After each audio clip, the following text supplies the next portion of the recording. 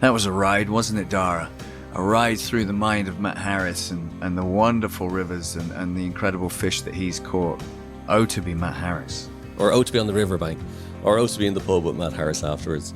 All of the above. All of the above. But Matt, I'll see you in Iceland. Tell me when you're going, book the flight, I'll be there, and we'll take it from there. Okay, bit of a change of tack now, Dara. We're going to come away from the angling a little bit and we're going to take a step back from the riverbank and we're going to move towards aquaculture in detail. Who do we have next? Yes, this is very much an episode focused on fish farming. It's been, I know, a common thread through a lot of the episodes that we've done. But Simen Saetre, who is the co-author of The New Fish, The Truth About Farmed Salmon and the Consequences We Can No Longer Ignore.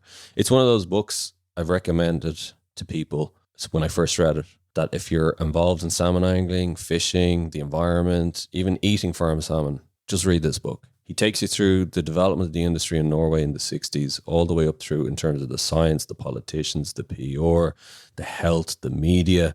Takes us all the way through. The corruption, all the way up through to the modern day in terms of where it stands as an industry. And it's an incredible read, and I'd recommend it for anybody. So Simen talks to us about that. He gives us an overview. He gives us insights into what it was like writing the book. And there's some incredible information to be gleaned, which I think you'll be shocked about. It's the consequences we can no longer ignore, part of that statement that is of particular interest and should prick the ears of, as you say, not just anglers, not just conservationists, anybody who cares about the food industry, about the food we put on our plate for us and our children, and how salmon fits into that, and what it actually means and where it comes from, and the true story about farmed Atlantic salmon. So in the beginning, salmon has always been the king of fish, you know. It has been a luxury item. Everybody wanted to eat salmon. But it was hard to get, you know. You could get it in some rivers, but it has always been difficult to get a salmon.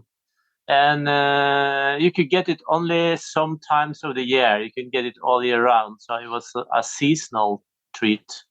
Then some fishermen, they started to see the value of this fish, and some of them started to catch salmon and keep them in some small ponds, or what we call salmon pens now, or just some very tiny things they cracked together on the coast.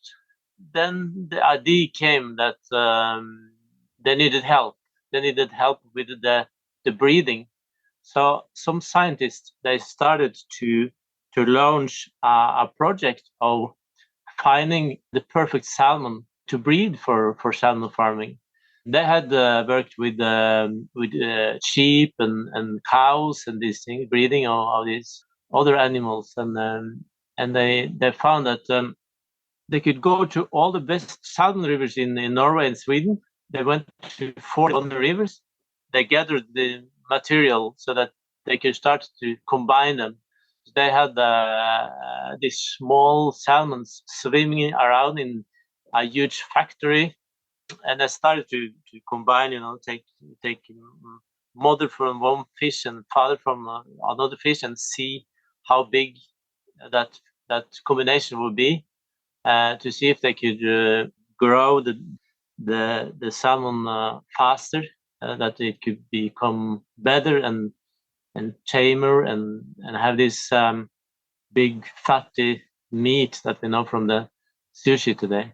So that became like a success. They made this much bigger salmon. The rumor spread along the coast of Norway that this could be a big business in the future, and then it just gradually took off. Interesting. So it started off small, and then very quickly, when success, or the whiff of success presented itself, everybody got keen.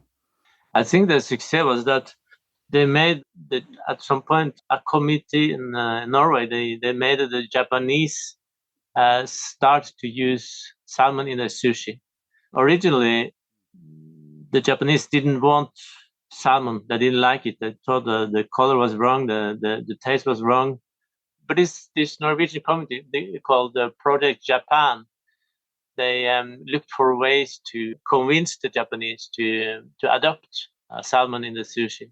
And the cooks and the fishmongers were very conservative. They were very skeptical to that. But the housewives of Japan, they were willing to try.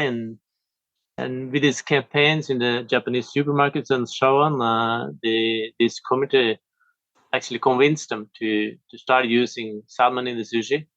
This happened just at the right point in time because this was in the 80s and sushi was becoming a world dish, a very popular dish. And since that, we have seen, more and more people want to eat sushi. And when sushi came to United States and Brazil and Europe and all over, they thought that the Japanese had always used salmon in the sushi. So this has become a market that has just grown and grown, and that's why it has become a multi-billion business. It is amazing, Simen, isn't it, that it was a marketing campaign, that it was so successful. And it's like any good business, timing is right as well. And it took off. When I say to people, because when I read the story about Project Japan, I said to people, when I explained to people, I said, do you know salmon was never traditionally, associated with Japanese culture or sushi? They're like, what? Sure, that's the way it always was. And when I say, no, this was a Norwegian marketing campaign in the 1980s and 90s. People are just, how quickly we can associate and identify with something, how quickly it changes, which I think is absolutely amazing. I'm going to talk about the development in a minute. I just want to go back just a little bit, just on the background, if that's okay, before we go on to the development. Yeah, sure. Yeah. Because you mentioned, I'm fascinated by the genetic engineering that was going on.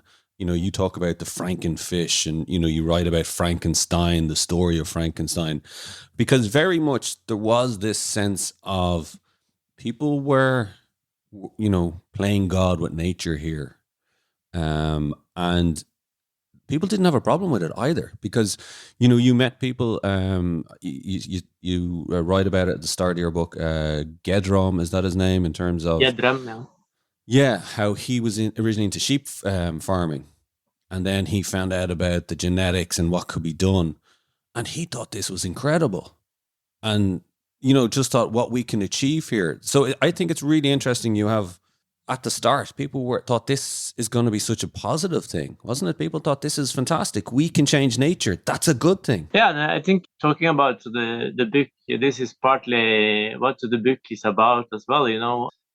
I mean, human beings are such a creative species, with so many good ideas. We can do so much good, but at the same time, we can be very short-sighted, and we can do so many stupid things as well. So we try to give space for both those things, both those thoughts in the book, and.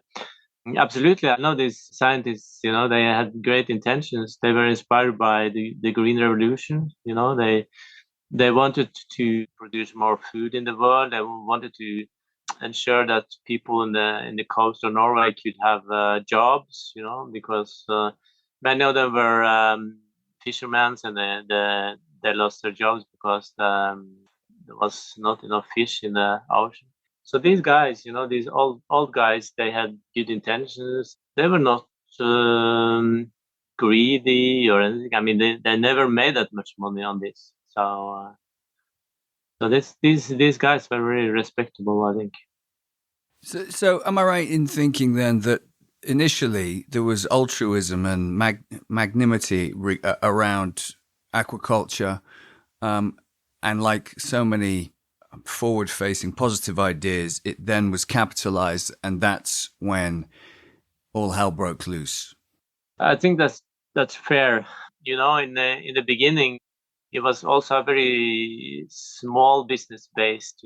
It was almost like in Norway you have small farms, and each farmer owns his own farm, and that was the idea also with this, that people could have a farm on the side And to make a little bit more money, if they lived along the coast, they could also have a little salmon farm.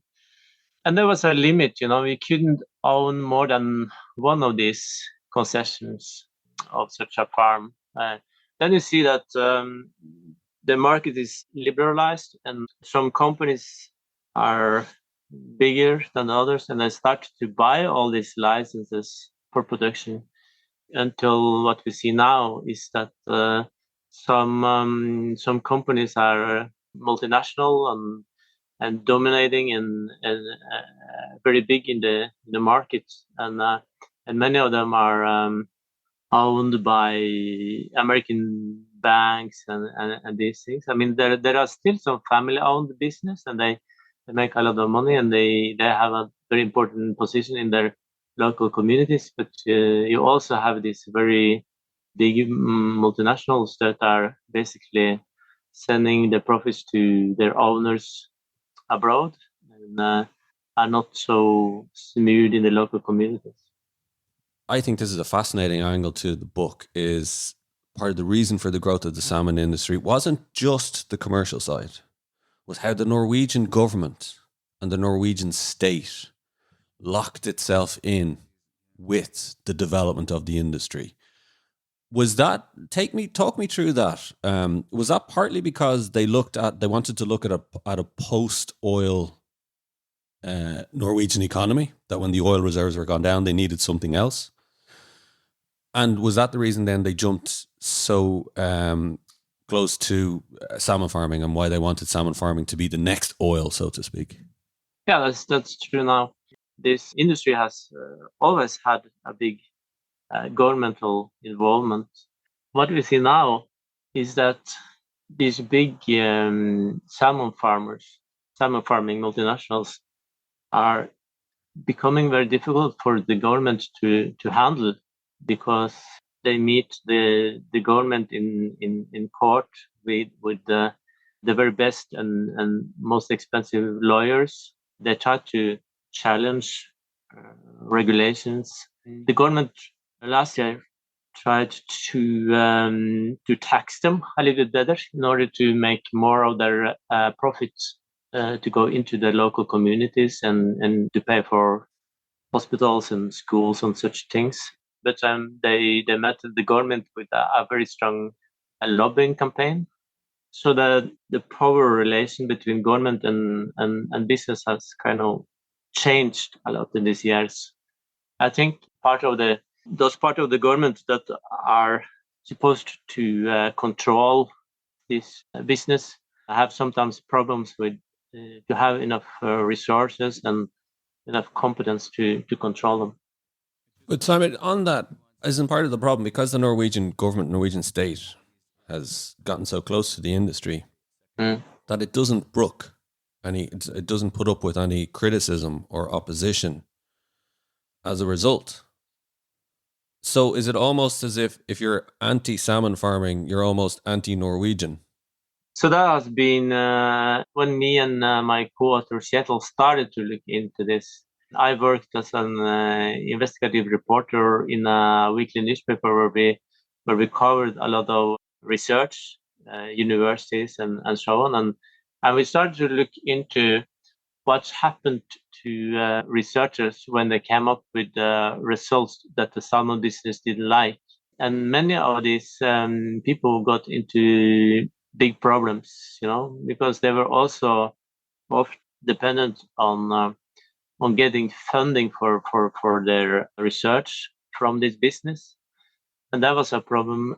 And many of these researchers feared for their careers, if they spoke out about how salmon farming influenced the environment, and about if they did research about the environmental pollutants and such things in the salmon business. So you had a lot of such conflicts there. There's some scientists trying to do their job ended up becoming some kind of enemies of the state. On the other side, there was scientists who were more positive to the industry, more or less delivered the research that the industry wanted, made a career on that. The problem with that was that it was hard to get the necessary research on how salmon farming were influencing the wild salmon, for example, and it was hard to get and how it influenced the work of the traditional fishermen. And if you don't have that information, it becomes difficult also for politicians to make good decisions. I do think that this has become better. Maybe also our articles contributed to that, like a wake-up call for the science community, at least before. And maybe still there's still this fear among scientists that if they are seen as too critical or negative to salmon farming, they can lose their job or have problems. I guess then, listening to that, it seems now that only now in the last, I don't know, 5 years, even 2 years, the huge problems that farm salmon challenge the wild stock and the environment with are starting to come to light and starting to become national news stories. Only then, of course, can the scientists have their shot to say, the real scientists or the independent scientists, shall I say, can have their day in the sun and say, yeah, this is what we were warning you about the whole time. And just to recap, or for the sake of some listeners that might not know what the challenges are, they're several. They range from a terrible lice issue that the farmers just cannot get on top of, and that's a really interesting story in itself, that the many incarnations that they've tried to mitigate that, the chemicals that are used with these fish, obviously the rearing of the fish themselves, the welfare issues are incredibly just terrible, are very destructive and very harmful to the farm fish. The escapees, how they can challenge the DNA of the ever dwindling Atlantic salmon wild stock, ISA outbreaks, all that kind of, there's so many things. There's so many things inherently wrong, intrinsically wrong when it comes to the current way in which we farm salmon, we being humanity. In your book, what I loved, you surmised a lot of these issues very well, and I'm just going to quote. Thousands of metric tons of toxic chemicals dumped into the Norwegian fjords over the years as trial treatments for the lice, all of them ultimately failing. And then they use wrasse, as in other fish, that they renamed cleaner fish. And they became an object of the industry, and they all ultimately die, right? The wrasse all ultimately die. That was another failed experiment. So I guess now we're on a combination of all these things, and obviously they've got to be cost effective. And now thermal cleaning is another newer way of trying to get the lice off the fish. These small parasites that form huge blooms and pandemics, if you like, in and around the farms.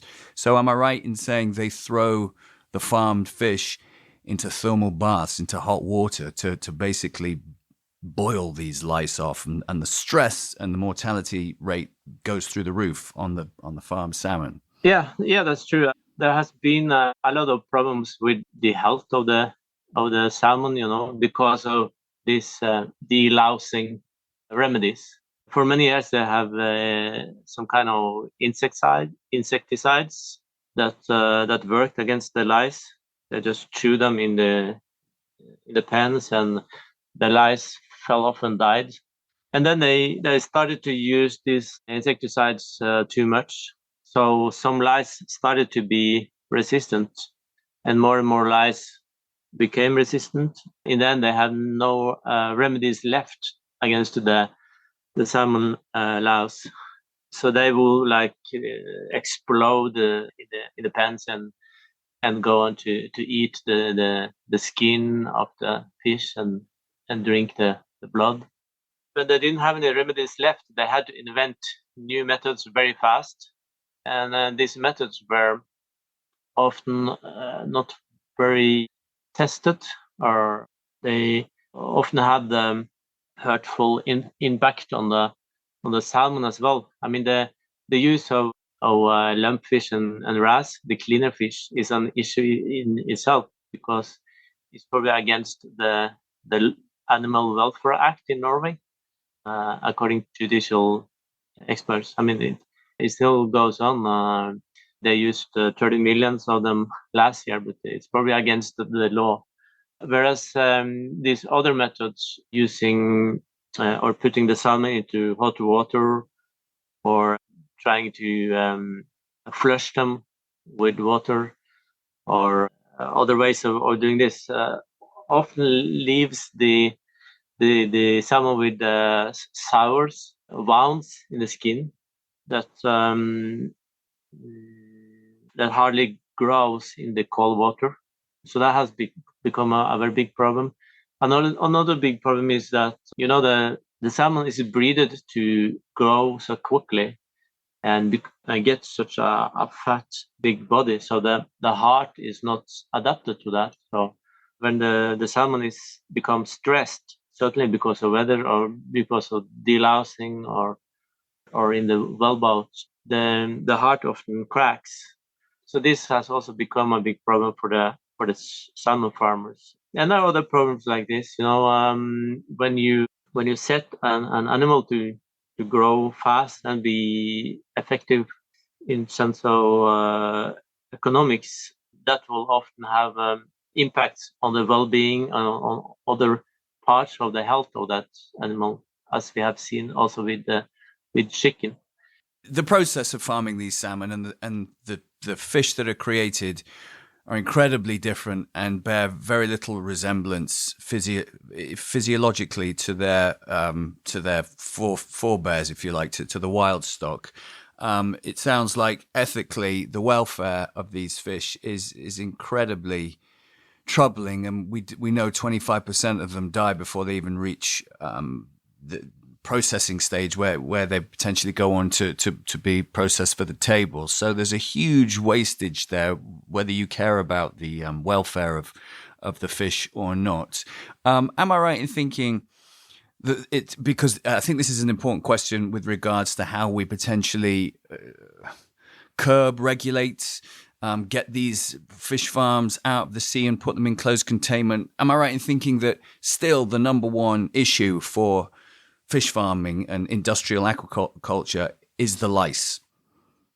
Yeah, that's true. Yeah, the lice has become such a big problem that, according to economists, there might be even better to bring the production to land-based facilities or closed facilities, because the delousing is so expensive, and that toll as a consequence of that make the farmers lose so much of their fish. Well, they obviously they make a lot of money, so they still can make a very good profit. But there's a question about the technology, about, well, you can maybe call it a crisis in the technology, that they have to move on to a different paradigm in how they produce this fish. And exactly, and I think, if I'm thinking cynically, a capitalistic behemoth like the aquaculture industry is only going to turn towards a more ethical, sustainable way of farming. If the current model works and is profitable, it's very difficult. We can all bang our drums and say, what about the poor salmon? What about the poor wild stock? But we're not dealing with people whose ethics and morality is at the forefront and priority of the decisions they make on a day-to-day, sadly, when it comes to aquaculture. And we do know that the governments are way behind when it comes to regulation now, because they've let this business become too big to fail, for want of a better expression. So I think what gives me a glimmer of hope is the fact that they are consistently failing to control the lice, because the lice adapt, and it's a very expensive problem that hopefully, just because of that expense alone, it might mean that they take these damn pens out of the sea and at least mitigate the issues of escapees, of environmental destruction around the pens, and all the things that go with having open pen cage farming. Hopefully the lice are kind of inadvertently on our side when it comes to bringing the farm fish out the sea and putting them on land or in a containment pen. What are your thoughts on that? Well, the problem is that if a business is very profitable, it becomes conservative. You say we make a lot of money on this. Why should we change something? So, so the lives kind of have to step up even more to force force that change. But what we see is that at least consumers are becoming more aware of this problem with the health of the fish. In Norway this week, yeah, I think it was yesterday, the Norwegian Broadcast Service had a report that Consumer Association of Norway wanted the salmon to be branded. So if the salmon was sick or hurt or such a thing, it should say that on the packet, you know. And we see that consumers are becoming more aware of the problems, and consumers are becoming more picky in a way. I see that to counter that, the salmon farmers are now lobbying to have the word farmed taken off their packaging. Absolutely, the conscientious nature of the modern consumer is a lot more concerned about sustainability, welfare, ethics, and all those things. But as the aquaculture industry becomes aware of this and it might damage margins in any way, they will counter by lobbying, and probably successfully lobbying, taking all the words and all the culture that surrounds the way these fish are farmed, so that they appear. I mean, they already do, right? When you go into a supermarket, if you're unaware of the situation, you're buying, in this country certainly, wild Scottish. Sometimes they're called wild Scottish salmon. They can call them wild Scottish salmon. There's nothing wild. There's nothing Scottish about these salmon. They're, as you said, they're Norwegian freaks. That have been put in Scottish, Chilean waters all over the world, and then hijacked as their own by the aquaculture industry. So they're really manipulative when it comes to that kind of thing. And I think we have to keep a real eye on that. But as you say, it's great that the modern consumer is finally becoming more aware of how their food is farmed. Yeah, and then there's a problem, at least here in Norway, it's a problem that most of the salmon are not bought by Norwegian consumers. They are bought by, people far away who doesn't know about the production. So, I mean, here in Norway, many people say that they stopped eating salmon altogether. But this is only a few percent of the market. So if they have the information, the people of China or whatever country you have, they wouldn't have that information. Salmon farming only makes up about 5% of the international aquaculture global industry. And I think there's something about this in the sense of that the growth of salmon farming has led to the growth of demand for fish meal. So it's putting more pressure on the poorer countries globally in terms of being able to develop their own fish farming. So I think it's so kind of typical of the Western world that we, middle class, are demanding more salmon, more sushi for our middle class lives. And while doing so, we're impoverishing the poorer countries of the world for a market that's only 5% of the global market. And I think people kind of forget about that, isn't it, in terms of such a small market globally, but it's having such a wider detrimental effect. Salmon, compared to other fish farming, is very lucrative. You can get so much money for the salmon, so it makes sense. Many of these small pelagic fishes that are used for fish meal, for basically for the feed of the salmon, could be eaten locally on the coast of West Africa, in South America. So this fish could be eaten, and small fish like sardines, are very, very healthy actually. But because salmon is such a big trend, such a lucrative fish, it's better for the fishermen to sell them to make fish meal and use it for the feed to the salmon. And Jim, actually, so I have just the stats here from it, Simon, from your book. In the 2000s, researchers worked out that 68.2% of all fish meal and 88.5% of all fish oil in the world became food for farmed fish. The salmon is contributing, therefore, to being fewer fish in the world. The industry estimates that one salmon currently needs 1.3 kilos of wild fish to put on a kilo of weight, which means that for every kilo it gains, it has eaten 1.39 kilos of fish from the sea. Yeah, that's true. Yeah, yeah. It's basically salmon farming makes sense if you want to make money, but if you want to feed the world, it's not a good idea. Just looking to the future, Simon, Norway has this project plan for 2050 and they want to increase revenues 6 times what it is at the moment. So they're not going to be holding back. Like this is in the next, nearly 30 years, it's going to develop 6x from a Norwegian perspective. Yeah, so that's kind of a plan. What we see that because of the salmon louse, the lice, there are too much of it in the fjords, so they're not able to increase production as they planned.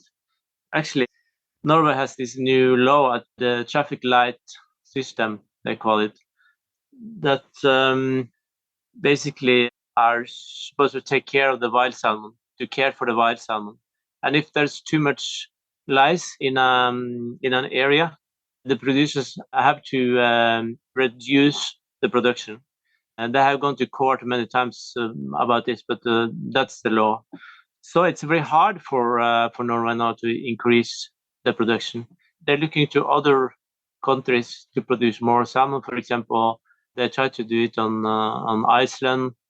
They try to go to Argentina and such places. They're basically looking for other places to produce more salmon because there are too much parasites in the Norwegian fjords. What are your thoughts on escapees? Because I think to a non-initiated or someone who's perhaps not aware about the issues that salmon farms cause, this is a really obvious and impactful situation when you get a mutated, created frankenfish spawning with a wild fish that has over millions of years. The DNA has evolved such that fish is at the peak of its evolution, and is so because of the challenges that the wild fish face out at sea and in the rivers that we all know about. That story of within one generation, certainly 2 generations, that DNA is so compromised that it will potentially affect the entire genetics of the whole species of that river system. Yeah, you're right. The farmed salmon has been breeded, for so many generations now to become fat and grow fast. And when it escapes from the pens, swims up the river and breed with the wild salmon, the wild salmon stock becomes some kind of hybrid. It weakens, and that's a problem for the survival of the wild salmon. The wild salmon is threatened by power dams and climate change and the louse and all these things. It's actually for the first time in history the wild salmon is on the red list in Norway, the red list of endangered species. I often tell people that if you had gathered all the wild salmon in Norway in one place, you could put them into 3 small salmon farming pens. So it's such a vulnerable species. It has been there, very important in the culture, in the countryside of Norway, and we know that in many countries the wild salmon is already gone. So this has become a question. How do you implement the precautionary principle? I think in the beginning, when the farmed salmon started to run, to escape, people didn't think it would be that serious. They didn't take it seriously, but then when it escapes, millions in year after year, that accumulates and it becomes a big problem, and then it affects the whole stock of wild salmon. Just tell us a little bit. I know Daire is fascinated, as am I, with the story of the Vosso. And am I right in thinking they took the brood stock from the Vosso when it was in its prime and used some of those fish to conjure up the new fish that you write about, the Frankenfish? They used some of that DNA because it was such a great specimen. Yeah, that's true, and especially the movie. If you know that that's the leading company. The movie has their own stock, and that's basically from Vosso. And Vosso used to be a very important river. You know, the people came from all over the world to stay there and fish. It has been a very rich tradition. And then the salmon started to disappear, and they tried to keep the salmon stock alive there. But now they have almost given up. So it has become almost like a museum of salmon fishing. And people who live there, they remember when they were kids. You know, the river was full of salmon, and now they too depressed to go there because there's no salmon left. Can I read just a quote, Simon? I found it very powerful when you visited there and you met with Hendon, the Vosso hatchery manager, and his friends. I just want to read a quote from it. And the line is, for anyone born later than 1987, a river without salmon is normal. And the friend says, if there are no fish, there is something fundamentally wrong with the environment. And when no one is fishing, no one sees the changes. I feel it in my heart when I take the train along the river. That's when the memories come. Now it's meaningless. That's the feeling. The water course has become strange to us. It brings the human, like, you know, for all the science, we talk about industry, we talk about commercialism. You know, when we bring it down to that, and as a salmon angler, and Jim as well too, you just worry that will become the norm for so many of our rivers, that it becomes something of the past tense. Yeah, that's true. What you read was actually written by my co-author Kjetil, and he's such a brilliant writer. And he also, when he was a kid, he also used to fish for salmon with his family. So I think he know that feeling himself, you know, of something important that was lost, you know, when the wild salmon disappeared. How was the book? Because I know it was published first in Norway. How was the book received in Norway? Yeah, so we were happy that the book got a lot of good reviews before the industry got to see it. I know that the industry tried to tell reporters and so on that there was a lot of mistakes there, that it was bad information and so on. But we had worked, you know, we spent all the one whole summer just double checking every fact that was in the book. We spent a lot of time. I don't think any book in Norway has been this fact checked before. But we wanted to do it just to be very sure that, because if they see one mistake, they will say that everything is wrong. So we were happy that some people supported us and saw that this was valuable, and we got very good reviews. It's very polarized. I think this has also changed the last years, because before that there was a few people opposing the industry, a few activists, but they didn't. I think that they were maybe seen as too radical or something, and most people didn't care or didn't have any information. So you had, you know, on one side the people working in the industry and a few dedicated people, a few activists opposing them, and there was like nothing in between. I think what happens now the last years is that more people also get access to critical the negative information of this. We also see that more researchers and scientists speak out against the business. And now you hear that just, you know, normal people who doesn't read the reports or doesn't who are not that dedicated, that these people stops eating farm salmon altogether. So I think it's becoming more mainstream. It's more mainstream to be opposed, and especially there was a big debate about tax, the salmon tax last year, and I think people saw that the salmon farmers, they didn't see them as very sympathetic. They saw them as more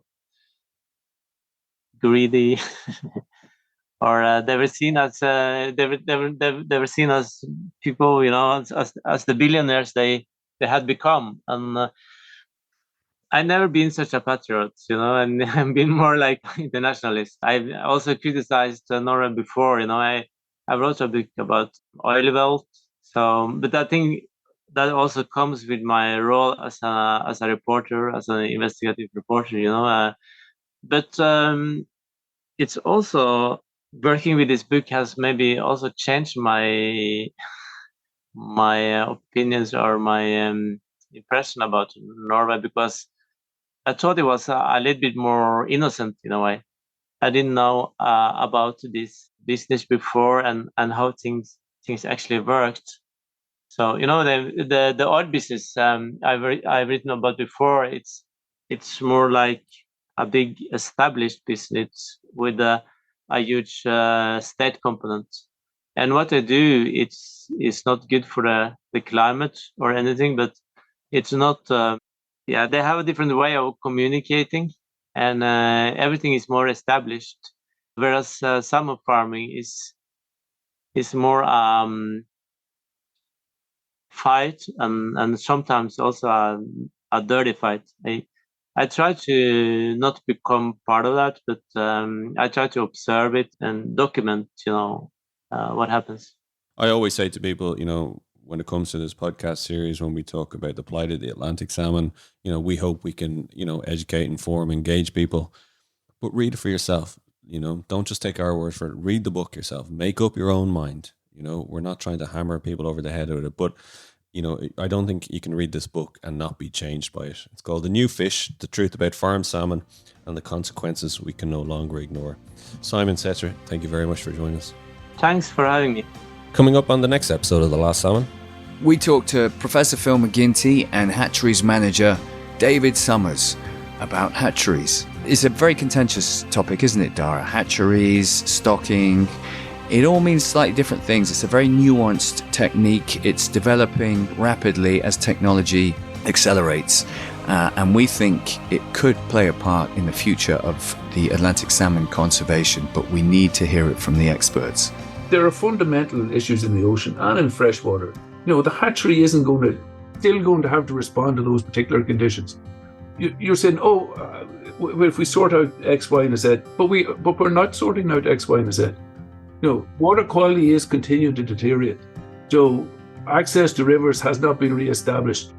Listen and follow on Apple, Spotify, or wherever you get your podcasts. And don't forget to give us your feedback, rate, and review. We want to open up the salmon discussion to you. Remember to keep in the fight for our salmon.